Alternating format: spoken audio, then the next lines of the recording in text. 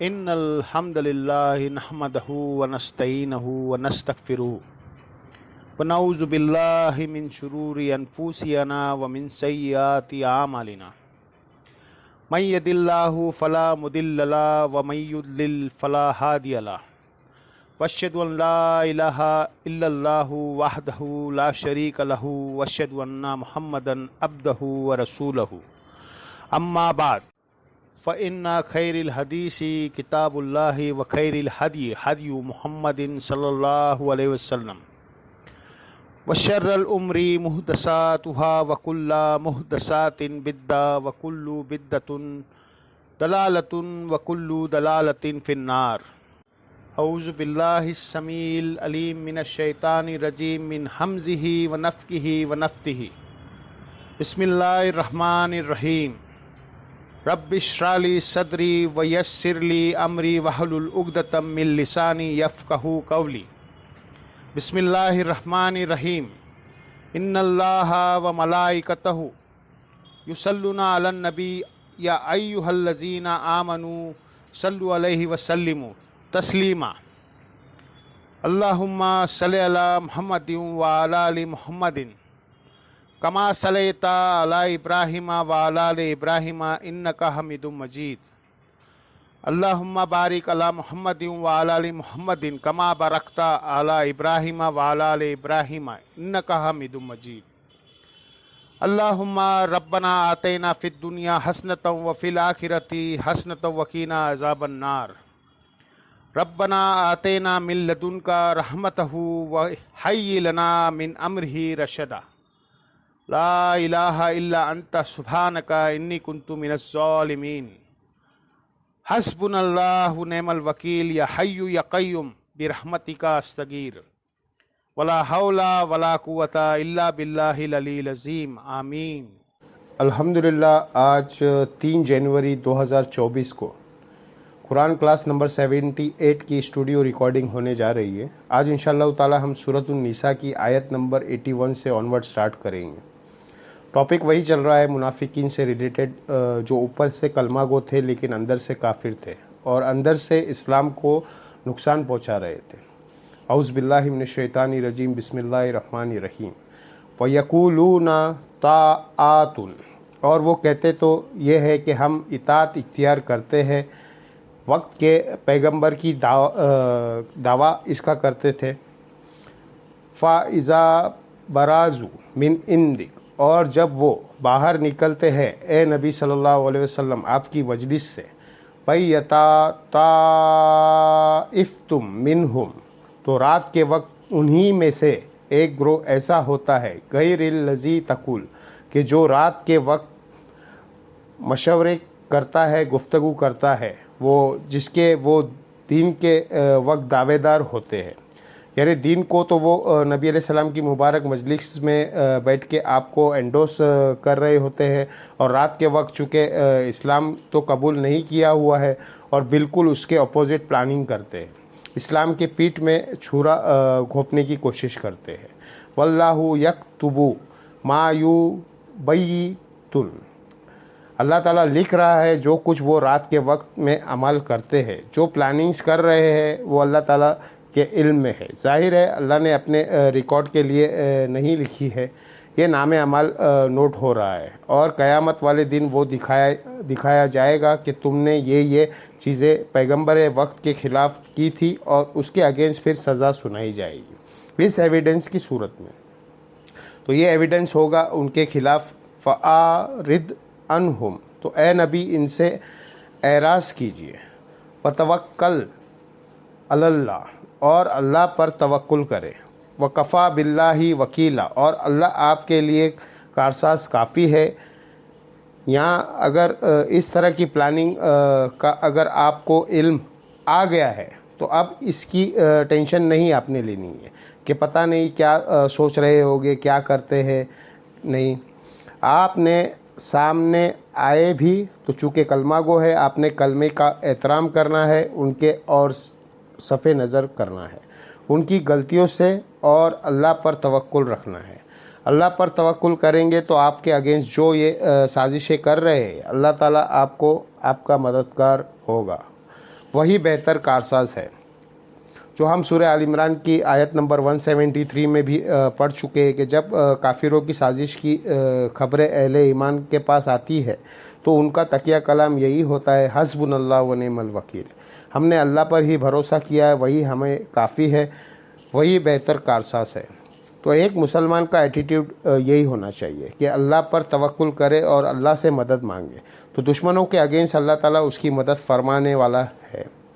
اب کافروں کو یا منافقین کو جو اوپر سے کلمہ گو تھے ان کو پھر جھنجھوڑا جا رہا ہے کہ وہ حق کی طرف آ جائے، یہ بات کہتے ہوئے افلا یا تدبرون القرآن، کیا انہوں نے قرآن پر غور نہیں کیا؟ وَلَوْ كَانَ مِنْ عِنْدِ غَيْرِ اللَّهِ، اور یہ اللہ کے سوا کسی اور ہستی کے طرف سے ہوتا، لا وجدوا فیہ اختلافاً کثیرا، تو تم اس میں بہت زیادہ اختلاف پاتے، یعنی اس کی باتیں آپس میں میچ نہ کر رہی ہوتی۔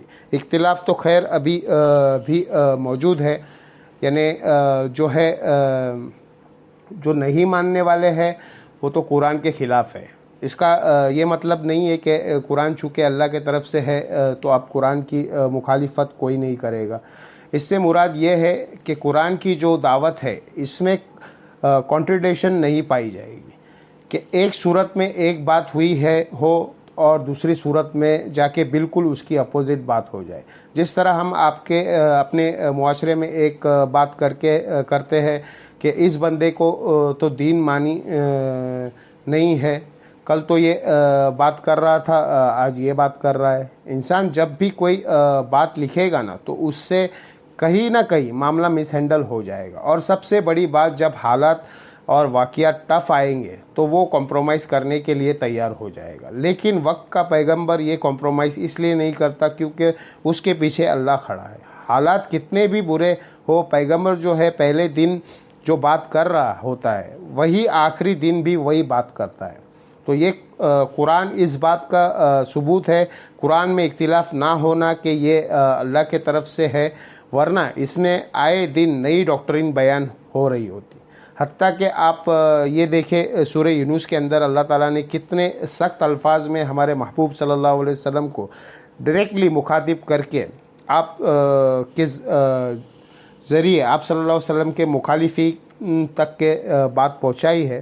وَإِذَا تُتْلَىٰ عَلَيْهِمْ آیاتُنَا بَيِّنَاتٍ، سورہ یونس آیت نمبر 15، اور جب تلاوت کی جاتی ہے ان پر ہماری روشن آیت، قَالَ الَّذِينَ لَا يَرْجُونَ لِقَاءً كَتِبَ قُرْآنٍ غَيْرِ هَٰذَا، تو وہ لوگ جنہیں یہ امید نہیں ہے کہ انہوں نے مر کے اللہ سے ملنا ہے، اللہ سے ملاقات کرنی ہے، اپنے اعمال کا حساب دینا ہے، تو وہ نبی صلی اللہ علیہ وسلم کو کہتے ہیں کہ اس قرآن کو تو سائٹ پر کرے، کوئی اور کتاب لے کر آئے، یہ قرآن تو بہت سخت کتاب ہے، او بدل ہو، یا اس قرآن کو تبدیل کرے، کچھ کمپرومائز کر لیتے ہیں، کچھ ہماری باتیں مان لے، کچھ آپ کی ہم مان لیتے ہیں۔ کل ما یکون لی ان ابدلہ من تلقائی نفسی ہی، اے نبی تم فرماؤ کہ مجھے تو کوئی اختیار نہیں ہے کہ میں اپنی خواہش نفس کے ذریعے اس کتاب کے کسی حکم میں تبدیلی کروں۔ ان اتبع الا ما یوحی الی، میں تو خود پیروی کرنے والا ہوں، اتباع کرنے والا ہوں اس بات کی جو اللہ کی طرف سے مجھ پہ وحی کی جاتی ہے، یعنی میں اللہ کا نمائندہ بن کے آیا ہوں۔ یہ دعوت میں نے کوئی ذاتی لانچ نہیں کی ہے، مجھے اللہ نے چھوڑا ہے اس دنیا کے اوپر۔ اس لیے آپ دیکھیں مرسل رسول کہتے ہیں چھوڑا ہوا، اللہ کی طرف سے بھیجا ہوا نمائندہ۔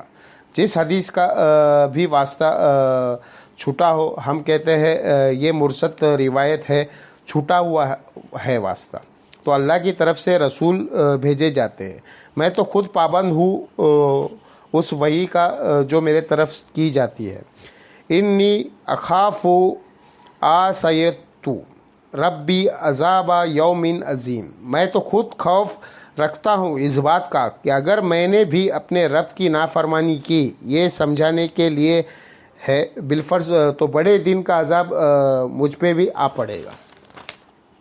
جب میں خود ڈرتا ہوں کہ میں قرآن کی تعلیمات کے خلاف نہیں چل سکتا تو تم مجھ سے کیسے یہ ڈیمانڈ کر سکتے ہو کہ میں تمہارے کہنے کے اوپر اس کتاب کو بدل دوں؟ یعنی یہ کتاب میں نے خود تو نہیں لکھی ہے، میں نے تو یہ پلان نہیں کیا کہ میں یہ کروں گا اور یہ اس کا رزلٹ نکلے گا، تو اب میں اسٹریٹجی تھوڑی سی چینج کر لوں۔ آج کل تو ماڈرن دور میں کہتے ہیں یو ٹرن لینا، تو میرے کو تو اختیار میں کچھ نہیں ہے۔ قُل لَوْ شَاءَ اللَّهُ مَا تَلْوَتُهُ عَلَيْكُمْ، اے نبی تم فرماؤ کہ اگر اللہ ہی چاہتا نا تو میں کبھی تم پر یہ تلاوت نہ کرتا، یعنی میرا تو کوئی اختیار ہی نہیں ہے۔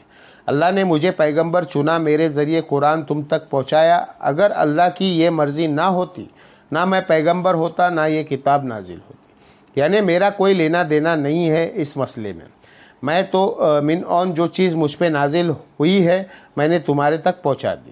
اسی کو کہا گیا ہے ما ضل صاحبکم وما غوی وما ینطق عن الہوی ان ہوا الا وحی یوحی، نبی صلی اللہ علیہ وسلم نہ کبھی بہکے ہیں نہ کبھی بے راہ چلے ہیں۔ وما ینطق عن الہوی، یہ ہوائے نفس سے اپنی خواہش سے کچھ نہیں کہتے، ان ہوا الا وحی یوحی، یہ وہ کہتے ہیں جو اللہ ان پر وحی کرتا ہے۔ ولا ادراکم بھی، اور نہ ہی تمہیں اس کا ادراک ہوتا کہ اللہ کی یہ کتاب ہے، اس کی یہ شریعت ہے، اگر اللہ کی نہ چاہتا فقط لبست فیکم امورا، تو ذرا غور تو کرو کہ میں نے اپنی عمر کا اتنا حصہ تم میں گزارا، من قبل، اس اعلان نبوت سے پہلے، افلا تعقلون، کیا ابھی بھی تمہیں عقل نہیں آتی کہ میرے 40 سالہ زندگی سچائی پر مبنی زندگی اس بات پر گواہ ہے۔ تم میرے اندر کبھی ایسی کوئی خواہش دیکھی کہ میں پلان کر رہا ہوں تو مستقبل میں یہ جا کے کر دوں گا، یا میں نے کسی شاعر کی شاگردی اختیار کی ہوتی، کسی فلسفر کا میں اسٹوڈنٹ ہوتا اور میں پلاننگ کر رہا ہوتا کہ جب میری عمر 40 سال ہوگی تو میں بھی ایک کلام لکھ کے لوگوں کو بتاؤں گا، اور اتنی محنت سے اتنے سالوں سے یہ کلام تیار کر رہا تھا۔ میری زندگی تو ایک کھلی کتاب کی طرح تمہارے سامنے ہے۔ بھیڑ بکریوں میں چلاتا تھا، اس کے بعد تجارت کرتا تھا، تو اچانک مجھے کیا ہو گیا ہے، چند دنوں کے اندر ہی میری عمر کا ایک حصہ جو تم میں گزرا ہے یہ اس بات پر گواہی دے رہا ہے کہ یہ جو اتنا غیر معمولی کلام میرے پہ نازل ہوا ہے یہ میں نے خود نہیں لکھا، یہ اللہ کی طرف سے مجھ پہ وحی کیا گیا ہے۔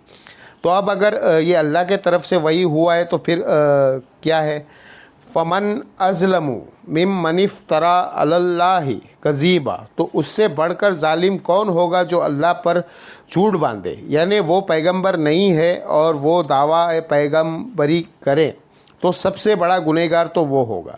یعنی نبی علیہ السلام اپنے بارے میں بات کر رہے ہیں کہ نعوذ باللہ اگر میں پیغمبر نہیں ہوں تو مجھ سے بڑا گنہگار نہیں ہے، لیکن ایسا نہیں ہے۔ تو دوسرا کیس ہے او کذبا بی آیاتی، تو اگر میں پیغمبر ہوں تو اس سے بڑا ظالم کوئی نہیں ہوگا کہ جو اللہ کی آیت کو جھٹلا دے، مجھے پیغمبر ماننے سے انکار کر دے، تو میں تو نہیں ہوں، تو سب سے بڑے ظالم تم ہو۔ انہ لا یفلح المجرمون، بے شک وہ اللہ فلاح نہیں دیتا ان لوگوں کو جو جرم کرنے پر تلے ہوئے ہیں، یعنی ان کو سچا پتہ بھی چل گئی ہے تب بھی ہٹ درمی پہ ہے، بات ماننے کے لیے تیار نہیں ہے۔ اب چونکہ بات ماننے کے لیے تیار نہیں ہے تو اللہ تعالیٰ ان کو ہدایت نہیں دے گا، یہ تو بات طے ہے۔ تو یہی بات ہو رہی ہے سورۃ النساء کی آیت نمبر 82 میں کہ قرآن پہ غور کرو، اور یہ اللہ کے سوا کسی اور کے طرف سے ہوتا تو تم اس میں اختلاف ایک کثیرہ پاتے۔ لہٰذا یہ اکثر جو علماء قرآن سے دور کرنے کے لیے کہتے ہے کہ جی وہ قرآن کی تفسیر کے لیے اسے سمجھنے کے لیے 15 علوم چاہیے، اور وہ 15 علوم انہیں خود بھی نہیں آتے، بس صرف نام ہی بیان کر رہے ہوتے ہیں۔ ان میں سے ایک علوم تو میں وثوق سے کہتا ہوں کہ نہیں آتا، وہ سائنس کا علم ہے جو قرآن کی 1000 آیت کا ہے، کم از کم پریلیٹڈ ہے یہ، اور جن لوگوں کی تفسیریں وہ ہمیں پڑھنے کے لیے کہہ رہے ہوتے ہیں ان کو بھی سائنس نہیں آتا، تو پھر یہ دعویٰ کیا کر رہے ہیں؟ قرآن کتاب نصیحت ہے، اور نصیحت ایک عام آدمی کو بھی سمجھ آئے گی اور ایک پڑھے لکھے کو بھی سمجھ آ جائے گی۔ یہ ہدایت ہے انسان کے لیے، باقی اس کی تفصیلات میں آپ جتنی مرضی چاہے جائے، یعنی اگر اللہ تعالیٰ کہتا ہے کہ زمین اور آسمان پر غور اور تفکر کرو کہ ہم نے انہیں پیدا کیا ہے، اس میں پوری ایسٹرونومی آ جائے گی، لیکن ایک عام آدمی کے لیے یہی کافی ہے کہ وہ جب زمین اور آسمان کو دیکھتا ہے، ان قدرتوں کو کہتا ہے، تو دیکھ کے کہتا ہے کہ اس کو کسی نے بنایا ہے، اور وہ اس سے امپریس ہو جاتا ہے، بس اتنے ہدایت حاصل کر لی۔ اور ایک بندہ پوری زندگی ایسٹرونومی کی فیلڈ میں رہتا ہے لیکن خدا کا تعارف اس سے نہیں ہوتا، تو اس کا وہ علم بھی اس کا کوئی نفع نہیں پہنچا سکتا ہے۔ ایک بندہ پوری زندگی نماز میں ایاک نعبد و ایاک نستعین پڑھتا رہتا ہے، لیکن نماز ختم ہوتے ہی دعا کرنا شروع کرتا ہے، تو کسی بابے کو پکارتا ہے یا تو پھر کبھی کسی بزرگ کو پکارتا ہے، تو اس نے ایاک نعبد و ایاک نستعین کی تفسیر سے اس نے کچھ بھی حاصل نہیں کیا۔ یہ ہو نہیں سکتا کہ قرآن کے پہلے صفحے پر کہہ رہا ہے کہ دعا صرف مجھی سے مانگنی ہے۔ اب یہ اگر اللہ کے سوا کسی ہستی کے طرف سے ہوتا تو ہو سکتا ہے کہ آگے جا کے کوئی غلطی ہوتی، کوئی بابا بھی آ جاتے بیچ میں۔ قرآن میں آلموسٹ 40+ دعائیں ہیں جو انبیاء کی اللہ کی نیک بندوں کی رپورٹ ہوئی ہے، وہ سب کی سب دعائیں ربنا کے ساتھ ہے، اللہم کے ساتھ ہے، کوئی بابا نہیں ہے اس میں، کوئی بزرگ نہیں ہے۔ یعنی پہلے صفحے پہ اگر یہ بات ہوئی ہے نا کہ اللہ سے دعا مانگنی ہے، پورا قرآن اس کے اوپر شاہد ہے کہ اللہ سے ہی مانگے، اور پھر بھی کسی کو یقین نہ آئے تو سورہ نمل کی آیت نمبر 62 تو بالکل کھل کے فلسفہ بیان کرتی ہے، اما یجیب المدرا اذا دعا، بھلا بتاؤ تو کون ہے جو اس اضطراب میں گھرے ہوئے فریاد کرنے والے شخص کی فریاد سنتا ہے، وَيَكْشِفُ السُّوءَ، اور اسے اس تکلیف سے دور کر دیتا ہے، وَيَجْعَلُكُمْ خُلَفَاءَ الْأَرْضِ، اور تمہیں خلیفہ کرتا ہے اگلوں کا اس زمین پر، یعنی تمہارے ماں باپ کے مرنے کے بعد تمہارے مرنے کے بعد تمہاری اولاد، اور ان کے بعد ان کی اولاد، قیامت تک کہ اللہ ہی زندہ ہے، باقی سب مرتے جا رہے ہیں، اور اللہ اپنی زمین کا وارث نسل در نسل لوگوں کو کرتا جا رہا ہے۔ یہ اللہ نے اپنی شناخت دی ہے کہ ہے کوئی بابا اس طرح کا جسے موت نہ آئے اور وہ وارث کرتا چلا جائے؟ تو ساتھ پھر اللہ نے کہا الہم ما اللہ، کیا اللہ کے ساتھ اور الہ بھی ہے جو یہ کام کر سکے؟ قلیلم ما تذکرون، بہت کم ہی تم نصیحت حاصل کرتے ہو۔ تو قرآن میں جو پہلے صفحے پہ بات ہوئی ہے آخری صفحے تک یہی بات چل رہی ہے، قرآن میں اختلاف نہیں ہے، تو یہ کہنا قرآن کی آیت بجائے ٹکراتی ہے، وہ آپ کو ٹکراتی ہوئی نظر آ رہی ہوتی ہے۔ اہل علم اور جو پڑھتے ہیں ان کے یہاں کوئی بھی چیز نہیں ٹکرا رہی ہوتی ہے۔ وہ تو دنیا میں آپ کہیں بھی دو اسٹیٹمنٹ لے تو وہ ظاہر ہے آپ کو ٹکراتی ہوئی ہی نظر آتی ہے، لیکن جب دونوں کو ایک وقت دیکھیں گے تو اسے انگریزی میں کہا جاتا ہے آپشنل سولوشن، تو آپ کو نکل آئے گا۔ مثلاً اگر میں کہتا ہوں کہ صبح 9 سے لے کے 5 بجے تک بل جمع ہوتے ہیں اور آپ یکم مئی کو پہنچ گئے ہیں، تو یکم مئی والے دن جو ہے وہ چھٹی کا بھی دن نہیں ہے، سنڈے کا بھی دن نہیں ہے، جو عام چھٹی ہوتی ہے، اور ڈاک خانہ بند ہے، تو آپ یہ کہیں گے کہ جی میری اسٹیٹمنٹ غلط نکلی ہے۔ نہیں، میری اسٹیٹمنٹ تھی ادر دین سنڈے اور کوئی بھی چھٹی کے، تو یہ دونوں باتیں اپنی جگہ درست ہے۔ اس کی واضح مثال آپ دیکھیں، جو میری ایک ویڈیو بھی اس کے اوپر ریکارڈ ہوئی ہے، کیا یہودی اور عیسائی بھی جنت میں جائیں گے، وہ سورۃ البقرہ کی آیت نمبر 62 ہے، جو سورۃ الانعام میں بھی آئی ہے ایک دوسری فارم میں، سورہ حج کے اندر بھی آئی ہے کہ جو بھی یہودی ہے، عیسائی ہے یا صابی ہے، یہ صابی ستارہ پرست نہیں، صابی ایک دین ابراہیم کی بگڑی ہوئی شکل تھی، چاہے مسلمان ہے، جو کوئی بھی اللہ اور یوم آخرت پر ایمان لے آئے تو قیامت والے دن نہ اسے خوف ہوگا نہ غم۔ تو اس آیت کو لوگوں نے مس یوز کیا کہ جی اس سے تو پتہ چلا ایمان بالرسالت ضروری نہیں ہے، کیونکہ یہاں تو آیا ہے یہودی عیسائی بھی ہو، اگر اللہ اور آخرت کو مان لے تو قیامت والے دن کامیاب ہو جائے گا، اور یہ آیت پکڑ کے عجیب اور غریب قسم کے پروپیگنڈا کرتے ہیں۔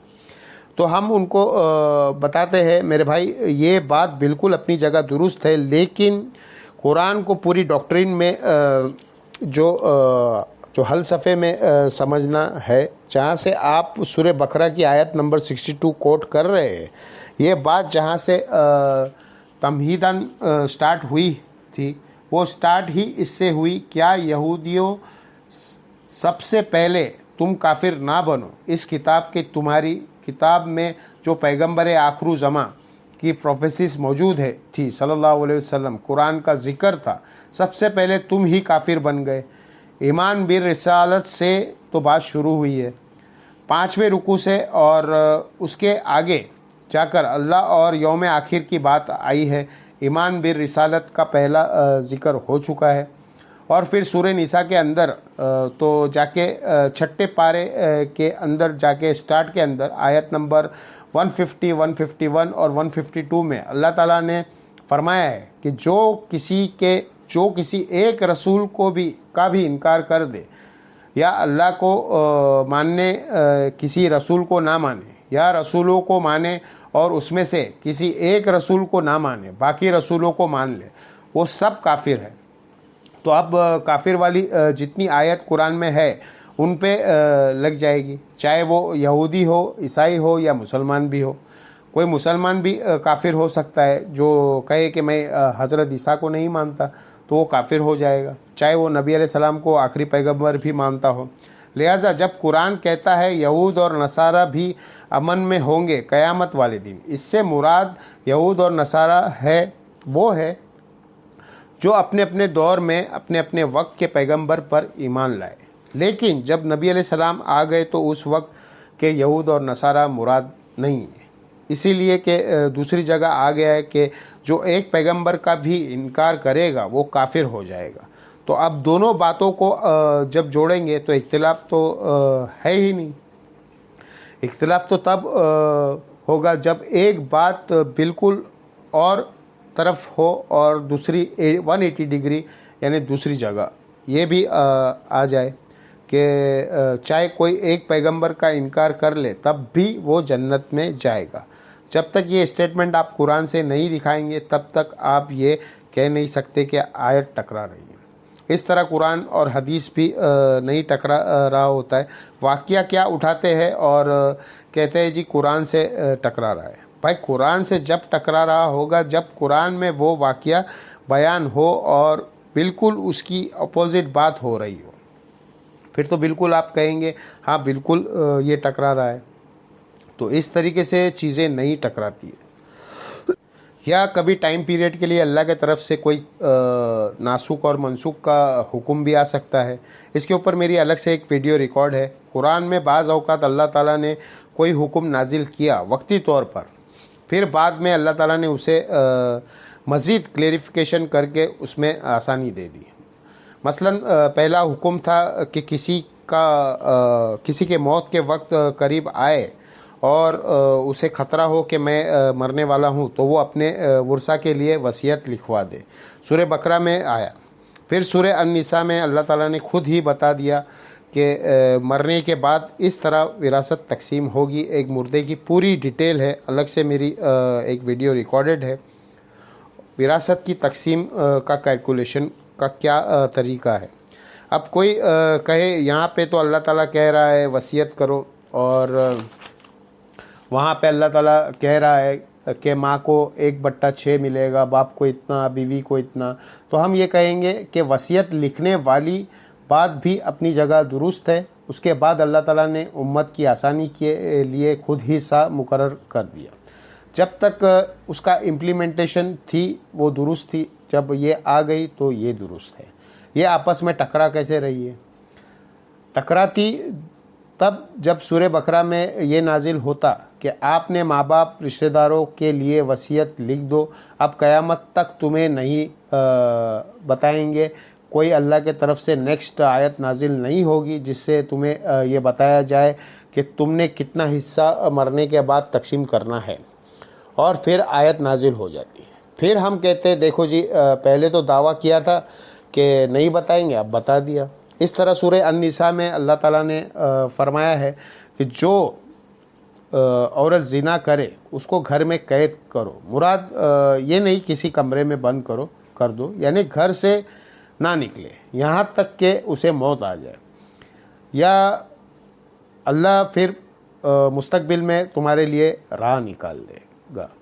اور وہ ہوا، پھر اللہ تعالیٰ نے سورہ نور کی شکل میں زانی کی سزا نازل کر دی، تو ہم کہتے ہیں وہ حکم منسوخ ہو گیا اور نیا حکم آ گیا۔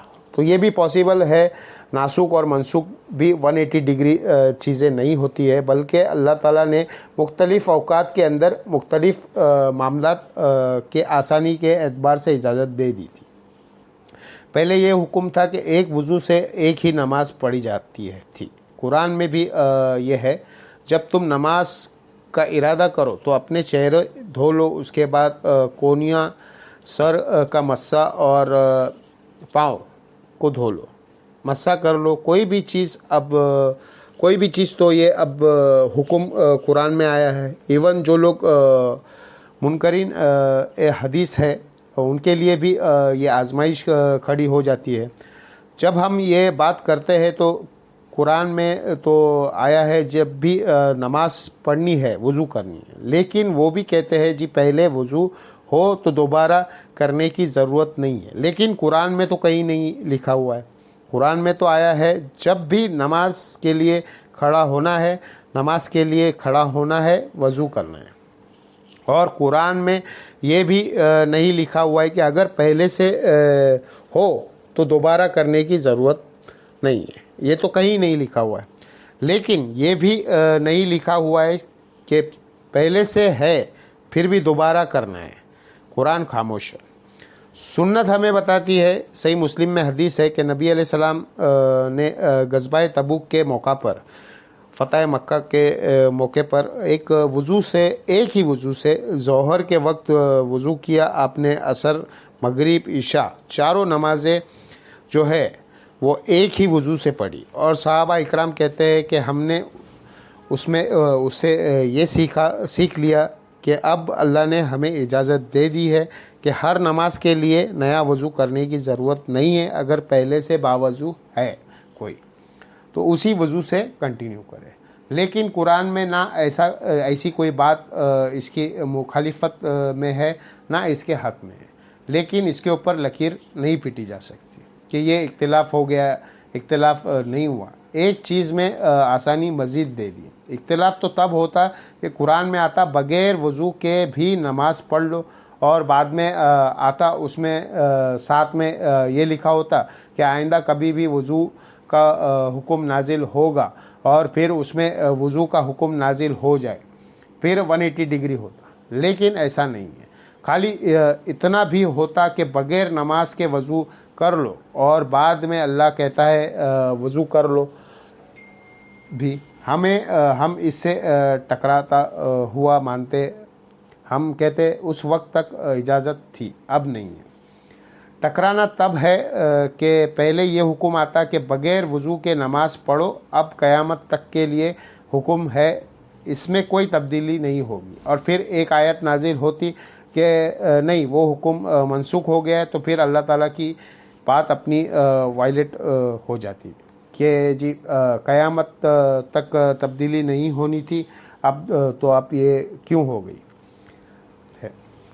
تو یہ ناسوخ اور منسوخ پر میری ایک ویڈیو الگ سے ریکارڈڈ ہے، وہ آپ دیکھ سکتے ہیں۔ اور سورۃ البقرہ میں ایک آیت اس حوالے سے اللہ نے نازل فرمائی ہے، آیت نمبر 106، ما ننسخ من آیت او ننساہ، ہم کوئی آیت بھی منسوخ نہیں کرتے اور نہ آپ کو بھلاتے ہیں، ناتہ بی خیر منہا او مثلہا، مگر یہ کہ ہم اس سے بہتر آیت لے آئیں گے یا اس کے برابر، اور ریزن بتا دی، علم تعلم ان اللہ اعلی کل شیء قدیر، کیا تم نہیں جانتے کہ بے شک اللہ تعالیٰ ہر چیز پر قدرت رکھتا ہے، یعنی یہ اللہ کی قدرت ہے، وہ چاہے تو احکامات وقتی طور پر کچھ اور کرے اور پھر بعد میں اس میں آسانی دے دے، یا مزید اس میں سختی کر دے، یہ بھی پاسبل ہے کہ سختی ہو جائے یا معاملات میں آسانی ہو جائے۔ سختی ہوگی نا، پہلے نکاح مطا کی اجازت تھی، ایک آسانی تھی، بعد میں اللہ نے وہ آسانی چھین لی اور کہا کہ نکاح مطا جو ہے وہ بین ہو گیا ہے، اب جس نے کرنا ہے وہ پرماننٹ نکاح کرنا، تو یہ آسانی اللہ نے قیامت تک کے لیے اٹھا دی۔ اب یہ حرام ہو چکا ہے، اس پہ بھی میری ویڈیو اپلوڈ ہے۔ تو قرآن اگر اللہ کے سوا کسی اور ہستی کے طرف سے ہوتا تو اس میں اختلاف کثیر پاتے ہیں۔ اس کا مطلب کیا ہے کہ اس کی ڈاکٹرین بدلتی ہے، پہلے دن کوئی اور ہدف ہوتا اور بعد میں کچھ اور ہدف بن جاتا۔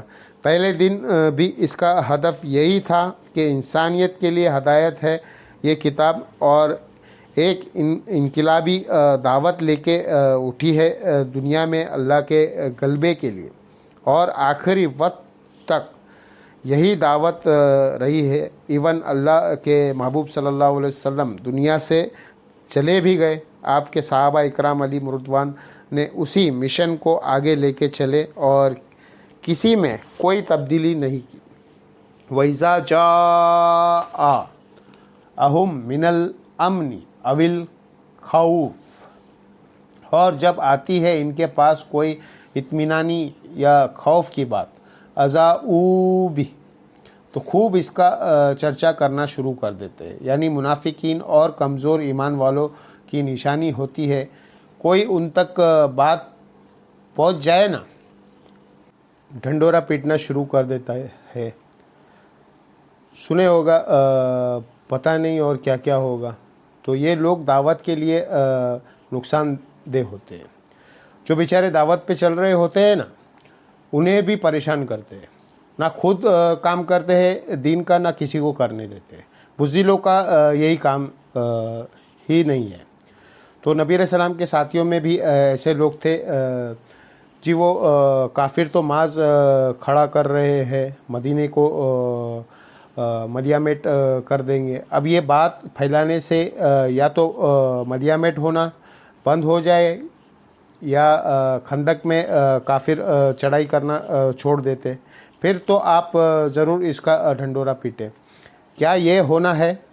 لیکن اس کا نقصان یہ ہونا ہے کہ آپ جب عام بندوں کو بتائیں گے، وہ پھر اپنے اعتبار سے انٹرپریٹیشن اس کی کریں گے اور بیچارے لوگ پریشان ہو جائیں گے۔ جس طرح میڈیا میں ہمارے خبریں آئی تھی، لوگوں نے آکسیجن سلنڈر کورونا کے ٹائم گھر میں سٹور کرنا شروع کر دیا تھا۔ 6 لیٹر کا آکسیجن کا سلنڈر 15,000 کا ملتا تھا۔ تو اللہ کا شکر ادا کرے، آپ تو لاکھوں روپے کی آکسیجن جو ہے فری اللہ تعالیٰ سے کھا لیتے ہیں روزانہ۔ اگر آپ کو آکسیجن سانس لینے کے لیے خرید کے رکھنی پڑتی تو کتنا مہنگی پڑتی. تو جب میڈیا میں خبریں آتی ہے تو ہر بندہ اپنی انٹرپریٹیشن کر کے معاملات کو آگے لے کے چلتا ہے. تو اس کا سولیوشن اللہ نے دیا ہے. بیسٹ سولیوشن ہے وہ یہ ہے کہ جب کوئی ایسی خبر ملے تو آپ اہل علم کی طرف رجوع کریں، ان کی گوش گزار کریں.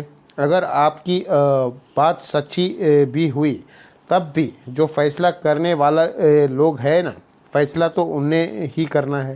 آپ پبلک کو بتائیں گے، پبلک تو پہلے ہی پریشان ہوتی ہے، وہ اور پریشان ہو جائے گی. لیکن اہل علم یا حکمران جو معاملات کو گورن کر رہے ہوتی ہے، حکمت کے ساتھ دیکھتے ہیں اس معاملے کو. اب کتنا بیان کرنا ہے، اس کو کس حد تک لے کے جانا ہے کہ پینک نہ پھیل جائے. ہم یہ دین کا جو کام اس پلیٹ فارم سے اس طریقے سے کرتے ہیں. پینک پھیلانا، یہ جو لوگ اس طرح کے معاملات کر رہے ہوتے ہیں وہ دین کی کوئی خدمت نہیں کرتے ہوتے، الٹا نقصان پہنچا رہے ہوتے ہیں. اور ایسے لوگوں پر پھر دین کی میں اسٹریم دعوت سے پھر الگ رہنا چاہیے، جن کا حال یہ ہے خود تو ڈوبیں گے صنم، تم کو بھی لے ڈوبیں گے. تو اللہ نے فرمایا ہے یہ فوراً افواہ پھیلا دیتے ہیں. خود جو کمزور ہارٹ ہے خود ہی ان کو جھٹکا لگا ہوا ہے. اگر یہ لوگ کامل ایمان مومن ہوتے تو کہتے اب خبریں آئی ہے تو شہادت کے رتبے تک پہنچ جائیں گے. اس کی بجائے وہ ڈرنا شروع ہو گئے. تو اللہ تعالیٰ نے کہا ہے اس کا حال یہ ہے وَلَوْ رَدُّوهُ إِلَى الرَّسُولِ، اور اگر یہ لوٹا دیتے اس معاملے کو اللہ کے رسول کی طرف. اور آج کی ڈیٹ میں نبی علیہ السلام کے بہاف میں جو کوئی بھی اس مسند کے اوپر ہوگا تو گورنرز کو دیکھ رہا ہوگا، اولو الامر ہوگا، پرائم منسٹر ہوگا، وَإِلَىٰ أُولِي الْأَمْرِ، یا پھر جو اولو الامر بنائے گئے ہیں پیغمبر کے طرف سے، یعنی آپ کی طرف سے جو گورنر بنائے گئے ہیں یا امیر بنائے گئے ہیں ان تک بات پہنچائے. منہم لا العالمہ الذین یستنبطون منہم، تاکہ وہ اس خبر کی حقیقت کو جان لے. اولو الامر جو اس چیز کی صلاحیت رکھتے ہیں کہ وہ چیزوں کی گہرائیوں تک پہنچ سکتے ہیں، استنباط کر سکتے ہیں. اہل علم تک جو اس چیز کی صلاحیت رکھتے ہیں کہ اس چیز کے بعد اب رزلٹ کیا نکلنا ہے اور اس معاملے کو کیسے لے کے چلنا ہے. یہ نہیں ہے کہ پینک پھیلا دے اور بجائے معاملہ ختم ہونے کے بڑھ جائے. کورونا کے ٹائم پر جو ایشو ہوا، ہماری حکومت کے وزراء ٹی وی پر آ کے کہہ رہے ہیں کہ جی اگر ہمیں آکسیجن امپورٹ کرنی پڑے تو ہم کریں گے. مجھے یہ بتائے جب آپ یہ بات کر رہے ہیں تو آکسیجن امپورٹ کریں گے، اس سے میسیج کیا جاتا ہے عوام کو؟ عوام کو میسیج جا رہا ہے کہ آکسیجن کا سلنڈر بلیک میں خرید کر اپنے گھروں میں رکھ لو. اس خبر سے عوام کو کوئی فائدہ ہوا ہے؟ الٹا نقصان ہوا ہے. امیر لوگوں نے لے کے رکھ لیے اور جو ضرورت مند تھا ان تک سلنڈر پہنچے ہی بھی نہیں. ان کو فائدہ ہو جائے گا کہ امپورٹ کریں گے اور اس میں سے اپنا بھی کمیشن نکالیں گے.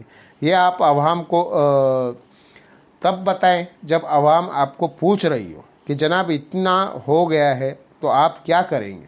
ہم تو آپ سے امید نہیں ہے.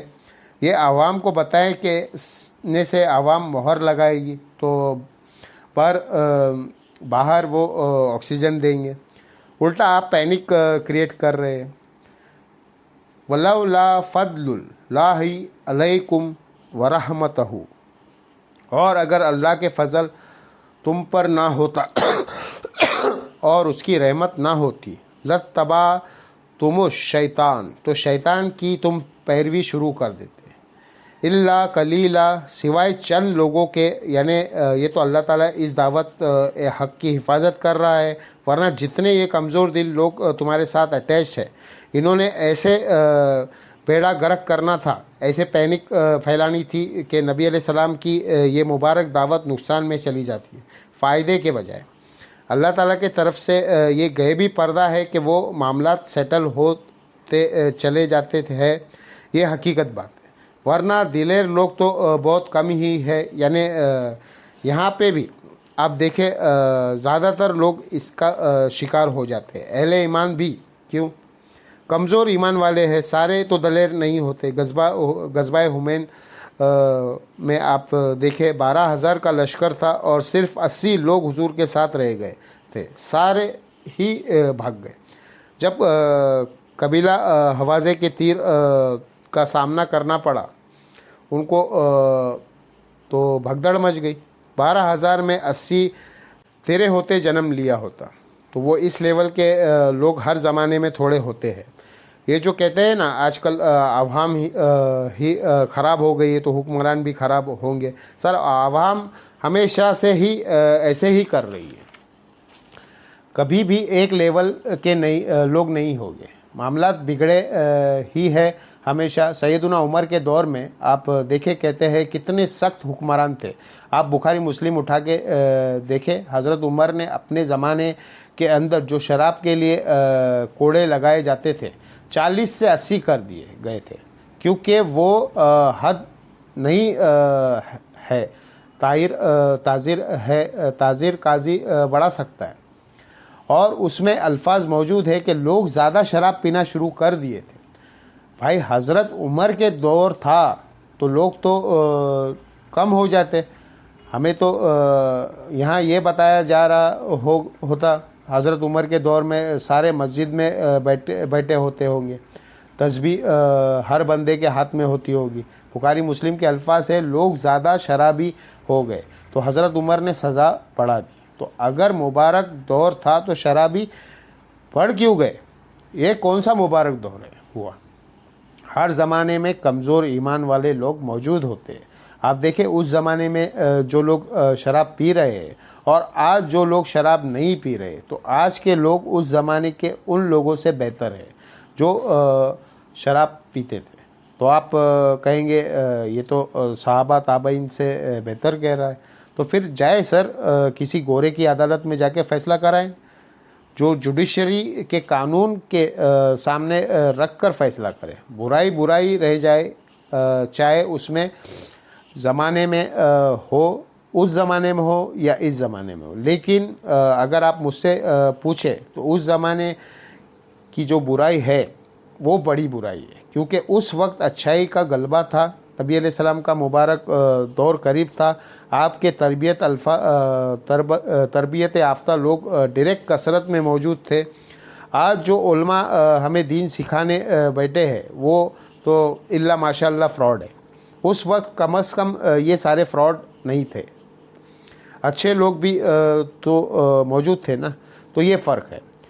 فقاتل فی سبیل اللہ، تو اے نبی قتال کرو اللہ کی راہ میں.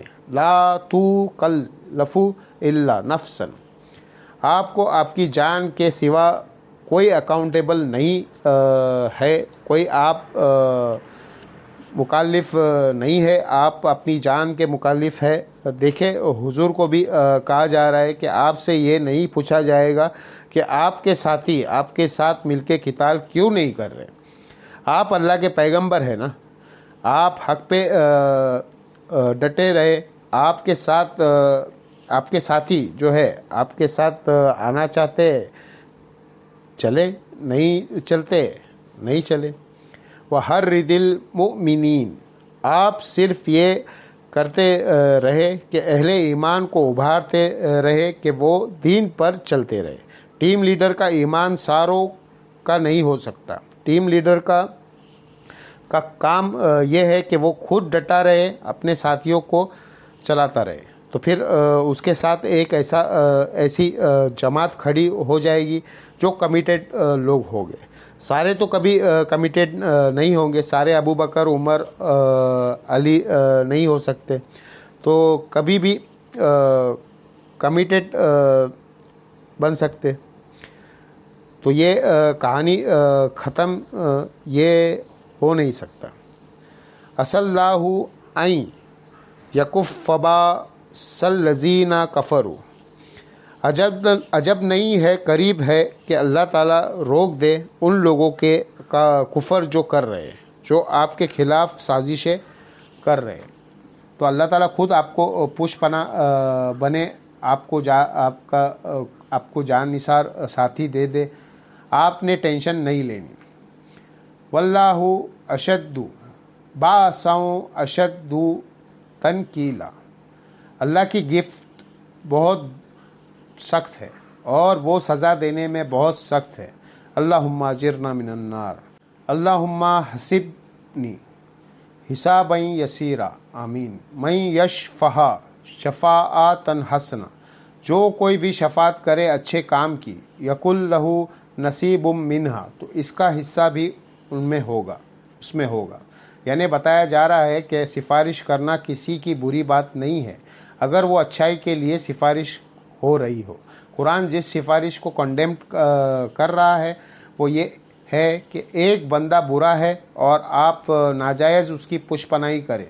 اگر ایک بندہ اچھا ہے اور آپ اس کی سفارش کہیں کر سکتے ہیں کہ اس کے ساتھ زیادتی ہوئی ہے، میں اس سے ذاتی طور پہ جانتا ہوں، یہ میرے پاس پروف ہے، تو آپ اس کے لیے سفارش کریں۔ یہ بری سفارش نہیں، بلکہ اس سے اگر کوئی فائدہ ہوا تو اس کا ثواب آپ کو ملے گا۔ وَمَن یشفع شفاعۃ سیئۃ، اور جو کوئی برے کام کی سفارش کرے گا، کسی برائی کو پروموٹ کرے گا، ایک بندہ برا ہے اور آپ پردہ ڈال رہے ہیں اس کے اوپر، اس حوالے سے کوئی بندہ کہتا ہے میں نے فلاں شخص کے ساتھ جو ہے وہ اپنی بچی کا رشتہ کرنا ہے، اور آپ اپنی بچی کا رشتہ تو اس کے ساتھ کرنے کو تیار نہیں ہے، اور اس کے ساتھ اس کے اوپر آپ پردہ ڈال رہے ہیں اور اس کی آپ غلط سفارش کر دے کہ یہ بندہ ٹھیک ہے، تو آپ خیانت کر رہے ہیں۔ تو نہ آپ اس طرح کی خیانت کر سکتے ہیں، نہ کسی کو برائی کے معاملے میں اس کی جھوٹی وکالت کر کے آپ کسی کے لیے مسئلہ خراب کر سکتے ہیں، بلکہ اچھائی کے لیے سفارش کرے اگر کوئی اچھا ہو تو اس کے لیے آپ کو بھی ثواب ہوگا، اور اگر آپ برائی کے لیے شفاعت کریں گے تو یکل لہو کفل منہا، تو اس کا بوجھ آپ ہی کو پھر اٹھانا پڑے گا۔ جو بخاری اور مسلم دونوں میں حدیث ہے کہ جس نے اچھائی کی طرف رہنمائی کی تو جتنے لوگ اس پہ چلیں گے اس کا ثواب بھی اس کو ملے گا، اور اس کے اپنے ثواب میں کمی نہیں ہوگی جو اچھائی پہ چل رہا ہوگا۔ اور جس نے برائی کی طرف رہنمائی کی تو جتنے لوگ اس پر چلیں گے ان سب کا وبال تو ہوگا ہی، لیکن ان سب کا اکٹھا کر کے اس کو بھی ہوگا جس نے وہ کام شروع کیا۔ جس طرح کہ بخاری مسلم میں حدیث ہے کہ جب بھی کوئی ابن آدم میں قتل ہوتا ہے تو ہر قتل کے بدلے قابل کو بھی سزا ملتی ہے، جو باندھی ہے جس نے اپنے بھائی حابیل کو قتل کیا تھا۔ وَكَانَ اللَّهُ عَلَىٰ كُلِّ شَيْءٍ مُقِیتًا، اور اللہ تعالیٰ ہر چیز پر قدرت رکھنے والا ہے۔ اب ایک اور اسلامک ٹریڈیشن کی چیز آ رہی ہے کہ جب ایک دوسرے سے ملاقات کرنی ہے تو کیسے ہوگی؟ وَإِذَا هُ یہ تم بتا ہی یتین، جب کوئی تمہیں سلام کرے کسی بھی الفاظ کے ساتھ، فَحَيُّ احسنا منہا اور ردوہا، تو تم اس کا جواب بھی بہترین انداز میں دو، اس سے بہتر انداز میں، یا کم از کم اس کے برابر دو۔ یعنی اگر آپ کو کوئی کہتا ہے السلام علیکم تو کم از کم جواب آپ کا ہوگا وعلیکم السلام، لیکن بہتر ہے آپ کہے وعلیکم السلام ورحمۃ اللہ ورحمۃ اللہ۔ بخاری مسلم دونوں میں حدیث ہے، جب حضرت آدم علیہ السلام کو اللہ نے پیدا کیا تو فرمایا کہ فرشتوں کو سلام کرو، اور جو وہ جواب دیں گے وہی جواب پھر تمہاری اولاد میں ٹرانسفر ہوگا۔ تو حضرت آدم علیہ السلام نے فرشتوں سے کہا السلام علیکم، تو انہوں نے کہا وعلیکم السلام ورحمۃ اللہ، ایک لفظ ایڈ کر دیا ورحمۃ اللہ کے ساتھ، کوئی کرتا ہے آپ وہ رحمۃ اللہ ہی وہ برکاتہ کہہ سکتے ہیں۔ ابو داؤد میں حدیث ہے آپ ایک اور الفاظ ایڈ کر سکتے ہیں، بہرحال بہتر الفاظ کے ساتھ، ان اللہ کان علی کل شیء حسیبا، بے شک اللہ تعالیٰ ہر چیز کا حساب لینے والا ہے۔ باقی یہ غیر مسلم کو سلام کرنے کا مسئلہ، بدعتی کو سلام کرنے کا مسئلہ، یہ کافی سارے مسئلے ہیں جو سلام سے ریلیٹڈ ہے، اس کے اوپر الگ سے میری ویڈیو ریکارڈڈ ہے، سلام کے صحیح احکام اور مسائل۔ اور آپ مشکات المصابیح کے تیسری جلد کے اندر سٹارٹ ہی میں آپ کو سلام کے متعلق جتنی حدیث ہے وہ کمبائنڈ فارم میں مل جائے گی۔ اللہ لا الہ الا ہو، اللہ ہی ہے وہ کہ جس کے سوا کوئی معبود نہیں ہے۔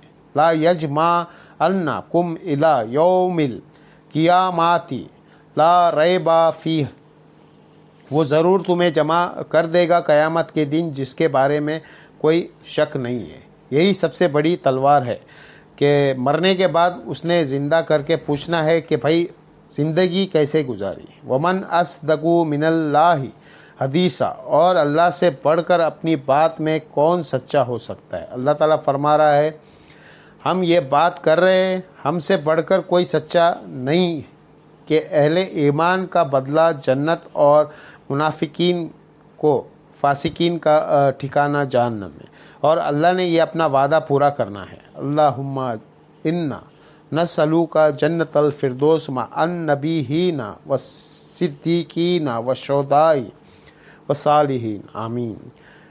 فما لکم فی المنافقین فئتین، تمہیں کیا ہوا ہے کہ تم منافقین کے معاملے میں دو گروہ بن چکے ہو۔ واللہ ارکسہم بما کسبوا، جبکہ اللہ تعالیٰ نے عہدہ کر دیا ہے انہیں ان کے کرتوتوں کے سبب، یعنی اللہ تعالیٰ اہل ایمان میں جو کمزور ایمان والے لوگ ہیں ان کو یہاں پہ مخاطب ہو کے کہہ رہا ہے کہ تم منافقین کے بارے میں کیوں نرم گوشہ رکھتے ہو، جبکہ ان کے اعمال کے سبب اللہ نے ان کو گمراہ کر دیا ہوا ہے۔ منافقین کو، یہ ہمیشہ ایسے لوگ ہوتے ہیں ہر معاشرے کے اندر، ہر دعوت کے اندر جو درمیان کا راستہ اختیار کرتے ہیں، ان کو سافٹ لائنر کہا جاتا ہے، ہارڈ لائنر نہیں ہے۔ لیکن جب کسی منافقت، کسی کی اسلام دشمنی، کسی کی دعوت میں نقصان پہنچانے والے سازشی امور آپ کو پتہ چل جائے گا، پھر کوئی کمپرومائز نہیں ہونا چاہیے، کمپرومائز کرنے کا نقصان ہو جاتا ہے۔ تو اللہ اہل ایمان کو بھی کہہ رہا ہے کہ تم کیوں دو راہ بن رہے ہو، جب تمہیں پتہ چل گیا ہے یہ انسان کے خلاف سازشیں ہو رہی ہے، لہٰذا اس چیزوں کو تو آپ اپنے دماغ سے نکال دو کہ ان کے ساتھ کوئی کمپرومائز ہوگا، جب تک کہ یہ حق کی دعوت کو قبول نہیں کرتے۔ اتوریدون ان تہدوا من اضل، کیا تم یہ چاہتے ہو، من اضل اللہ، کہ تم ان کو راہ دکھا دو گے جنہیں اللہ نے گمراہ کر دیا ہے۔ یہ کہتے ہیں نا جناب اس کو میرے حوالے کر دو، میں اسے سمجھاتا ہوں، سمجھایا تو اسے جاتا ہے جو سمجھنے کے لیے بیٹھا ہوا ہو، جس کا مقصد ہی کسی کو نیچا دکھانا ہو، سیکھنا نہ ہو، بلکہ زبردستی اپنی مرضی تھوپنا ہو، اس کا کوئی علاج نہیں ہے۔ وَمَن يُضِلِّ اللَّهُ، اور جسے اللہ گمراہ کرے، فَلَن تَجِدَ لَهُ سَبِيلًا، تو تم اس کے لیے پھر کوئی ہدایت کا راستہ نہیں پاؤ گے۔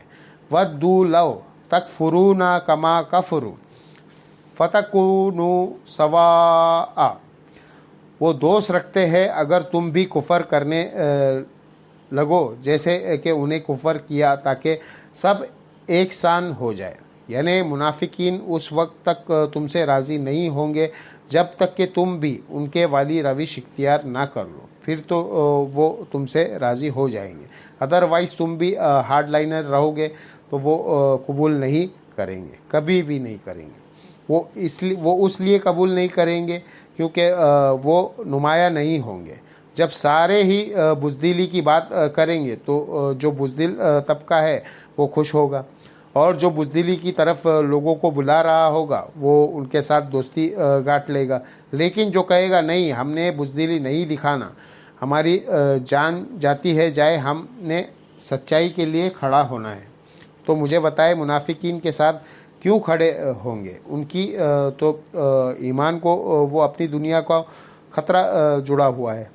فلا تتخذوا منہم اولیاء، تو بس ان میں سے کسی کو اپنا دوست مت بناؤ، حتیٰ یو حجیروا فی سبیل اللہ، یہاں تک کہ اللہ کی راہ میں وہ ہجرت نہ کریں۔ ہجرت فرض ہو گئی تھی اس وقت، کیونکہ مدینہ شریف میں سب کو اکٹھا کر کے ایک دعوت لانچ ہونی تھی۔ اس کے لیے ضروری تھا کہ جو اسکیٹرڈ مین پاور ہے وہ بھی ایک جگہ جمع ہو جائے۔ جب ایک جگہ مین پاور ہوگی تو دعوت کا کام کرنا آسان ہوگا۔ تو یہ لٹیس ٹیسٹ تھا منافقین کے لیے کہ وہ ہجرت کرتے ہیں یا نہیں۔ ہجرت تو وہی کر کے مدینہ آئے گا نا، سب کچھ چھوڑ کے، جو واقعی دین کے ساتھ مخلص ہوگا اور جس کو اپنے مفادات عزیز ہوں گے، تو وہ کبھی بھی اپنا جائیداد مال سب کچھ کافروں کے حوالے کر کے وہاں تو نہیں آئے گا۔ تو ہجرت پھر اللہ نے اس وقت فرض کر دی تھی، اور یہ بھی حکم آگے چل کے آئے گا، جو ہجرت نہیں کرے گا وہ واجب القتل ہے، وہ کافر ہے، وہ مرتد ہے۔ یہ آج کی ہجرت کی بات نہیں ہو رہی ہے، یہ اس ہجرت کی بات ہو رہی ہے جو انیشیلی لانچ کی گئی تھی اسلام کی دعوت کو بلند کرنے کے لیے۔ تو منافقین کے اوپر یہ بھی بھاری تھی۔ منافقین کے اوپر تین چیزیں بہت بھاری تھی۔ نمبر 1، نبی علیہ السلام کی شخصی اطاعت، آپ کو ایز اے انسان سامنے دیکھتے ہوئے ان کے پیچھے چلنا۔ وہ کہتے تھے ان کو ہم پر برتری حاصل ہے سوائے اس کے کہ ان پہ وحی نازل ہوتی ہے۔ یہ ان کے لیے تکلیف دہ چیز تھی۔ دوسری، ہجرت والا معاملہ، کیونکہ ہجرت تو وہی کرے گا جو قربانی دے سکتا ہے۔ اور تیسری چیز، اللہ کی راہ میں جہاد اور قتال، وہ بھی وہی کرے گا جو قربانی دے سکتا ہے۔ جس کو جان اپنی عزیز ہے وہ تو کافروں سے بھی پنگے بڑھائے گا اور مسلمانوں کے ساتھ بھی بنا کے رکھے گا، تاکہ جب وہاں پہ پلڑا بھاری ہو تو اس طرف چلا جائے گا، اور جب یہاں پہ پلڑا بھاری ہو تو اس طرف آ جائے گا۔ فَإِن تَوَلَّوْا، اگر یہ منہ پھیر لے ہجرت کرنے سے، فَخُذُوهُمْ، تو پکڑ لو انہیں، وَاقْتُلُوهُمْ حَيْثُ وَجَدتُّمُوهُمْ، اور انہیں قتل کر دو جہاں کہیں بھی تمہیں یہ نظر آئے۔ یہ مرتد ہو چکے ہیں، کیونکہ یہ اب ایسٹ کے بجائے لائبلٹی بن گئے ہیں، دین کے لیے لائبلٹی بن گئے ہیں۔ وَلَا تَتَّخِذُوا مِنْهُمْ وَلِيًّا وَلَا نَصِيرًا، اور نہ بناؤ ان میں سے اپنا دوست کسی کو، اور نہ کوئی اپنا مددگار، نہ ان کو اپنے قریب کرنا ہے۔ جگری یاری کسی کے ساتھ نہیں لگانی، یہ اسلام کی پیٹھ میں چھرا ہی گھونپیں گے۔ اس میں ایک ایکسپیکٹیشن دی گئی ہے، إِلَّا الَّذِينَ يَصِلُونَ إِلَىٰ قَوْمٍ بَيْنَكُمْ وَبَيْنَهُمْ مِيثَاقٌ، البتہ اگر کوئی ایسی قوم سے وہ تعلق رکھتا ہے جس قوم کو اگر تمہارے درمیان معاہدہ ہوا ہے قبائل سسٹم میں، پھر تمہیں چاہے وہ مسلمان بھی ہے اور مرتد بھی ہو گیا ہے، تو اسے قتل نہیں کرنا۔ کیوں؟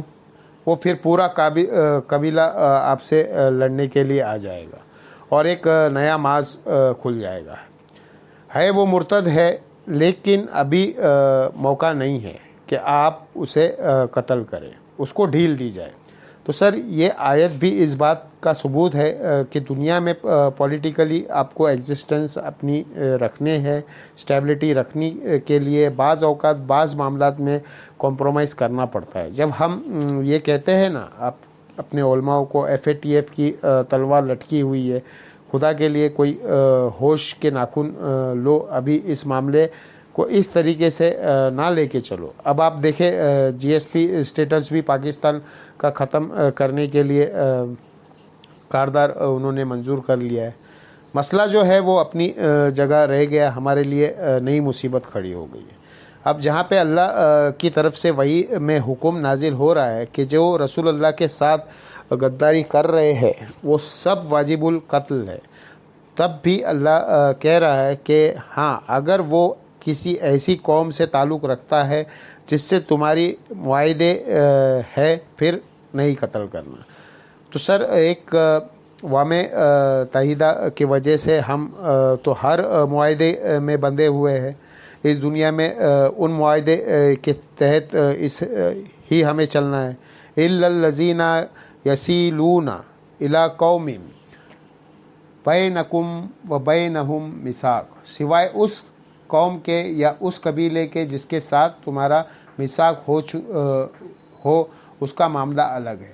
او جاءکم حسیرت صدورہم، یا وہ آئے ہو تمہارے پاس اس حال میں کہ تنگ ہو چکے ہے ان کے سینے، این یقاتلوکم او یقاتلو قومہم، اس بات سے کہ وہ تم سے قتال کریں یا اپنی قوم سے، یعنی ایسے بھی کمزور ایمان والے لوگ ان کو بھی تم نے قتل نہیں کرنا، کہ جو ہجرت تو نہیں کر رہے لیکن وہ کہتے ہیں نا جی ہم آپ کو آپ کے خلاف لڑیں گے وعدہ، اور نہ آپ کے ساتھ مل کے ہم اپنی قوم کے خلاف لڑ سکتے ہیں۔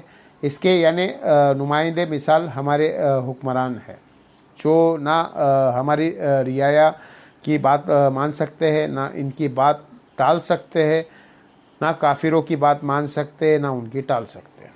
تو اللہ نے فرمایا ہے کہ اگر ایسے بھی کوئی لوگ ہے تو ان سے بھی صرف نظر کرو۔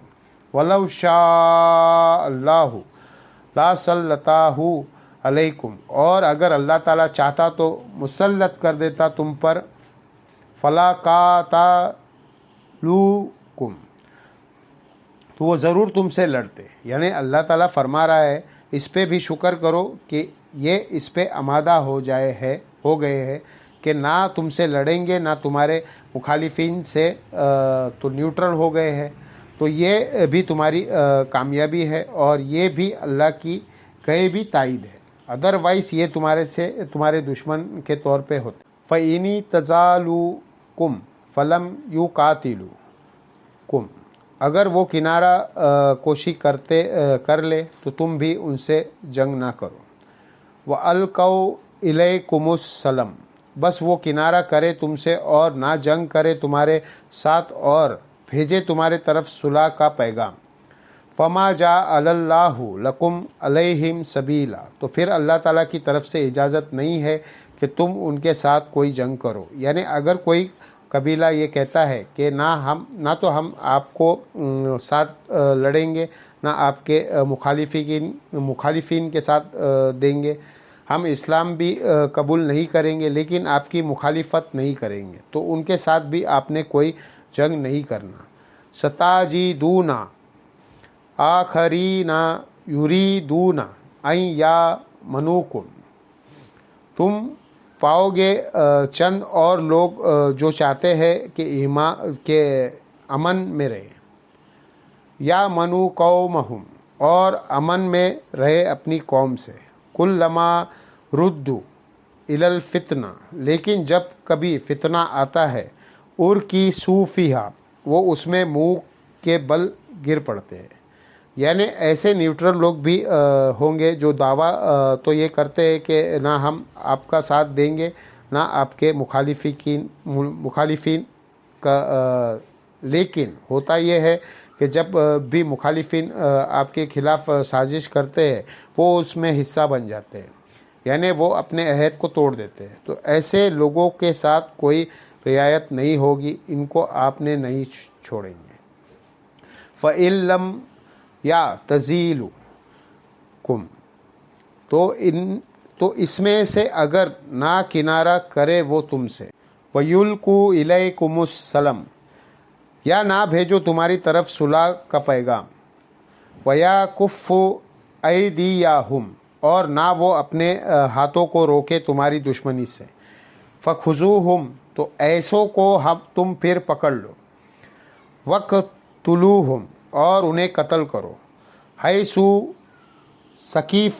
ثقفتموہم، جہاں کہیں بھی تم پاؤ، وَأُولَئِکُمْ جَعَلْنَا لَکُمْ عَلَیہم سُلْطَانًا مُبِینًا، اور یہی لوگ ہے کہ اللہ تعالیٰ نے تمہیں کھلا اختیار دے دیا ہے کہ ان کے معاملے میں جو ان کے ساتھ سلوک کرنا ہے کرو، ان لوگوں کے ساتھ جو عہد توڑتے ہیں۔ یہ 3 کیٹیگریز آپ کو پتہ چل گئی ہے۔ ایک وہ جو کمزور ایمان والے لوگ ہیں، وہ اپنے قبیلے کے ساتھ اس طریقے سے مخالفت بھی نہیں کر سکتے اور ایمان قبول نہیں کیا ہوا، لیکن وہ نہ آپ کے ساتھ ہے نہ مخالفین کے ساتھ ہے، ان کو بھی آپ نے چھوڑ دینا ہے۔ دوسرے وہ ہے تو جو مسلمان ہے، ہجرت کا حکم ہوا ہے لیکن ہجرت نہیں کی، اب وہ واجب القتل ہو چکے ہیں، لیکن اس قوم کے ساتھ آپ کا معاہدہ ہے، وہ اگر کافر قوم ہے لیکن اس کے ساتھ معاہدہ ہوا ہے، اور اس معاہدے کا نقصان یہ ہوگا جب آپ ان کی قوم میں سے اس مسلمان کو قتل کریں گے تو وہ اس مسلمان کے قتل کو اپنا قتل سمجھیں گے اور لڑ پڑیں گے، نیا محاذ کھل جائے گا، تو ان کے ساتھ بھی آپ نے جنگ نہیں کرنی۔ جنگ کرنی ہے صرف ان لوگوں کے ساتھ جو نیوٹرل رہنے کا دعویٰ کرتے ہیں، لیکن جب بھی کوئی برا وقت آتا ہے اسلام کے اوپر، پھر وہ کافروں کے ساتھ مل کر اسلام کے خلاف سازشیں کرنا شروع کر دیتے ہیں، ان کی معافی نہیں ہونی چاہیے۔ اللہ تعالیٰ سے دعا ہے جو حق بات میں نے کی، اللہ تعالیٰ ہمارے دلوں میں راسخ فرمائے، اور جذبات میں میرے منہ سے کوئی غلط بات نکل گئی تو اللہ تعالیٰ ہمارے دلوں سے باہر کر دے، ہمیں معاف بھی کر دے۔ اللہم صلی علی محمد وعلی آل محمد کما صلیت علی ابراہیم وعلی آل ابراہیم انک حمید مجید۔ اللہم بارک علی محمد وعلی آل محمد کما بارکت علی ابراہیم وعلی آل ابراہیم انک حمید مجید۔ اللہ تعالیٰ سے دعا ہے جو حق بات میں نے کہی، ہمیں اس بات پہ خود عمل کر کے دوسرے بھائیوں تک پہنچانے کی توفیق عطا فرمائے۔ سبحانک اللہم و بحمدک، اشہد ان لا الہ الا انت، استغفروک و اتوب الیک، وما علینا الا البلاغ المبین۔ جزاکم اللہ خیر۔